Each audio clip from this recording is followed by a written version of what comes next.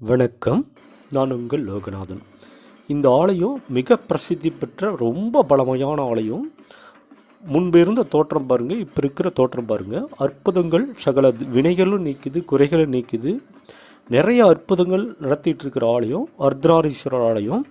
இது தாரமங்கலத்திலிருந்து ஜல்டாபுரம் போகிற வழியில் ஒரு எலவம்பட்டின்ற ஒரு கிராமத்தில் அமைஞ்சிருக்கு. இக்கோயிலோட திருப்பணிக்கு அடியார் திருக்கூட்டங்கள் திருப்பணிக்கு உதவிகள் கேட்டுட்ருக்காங்க.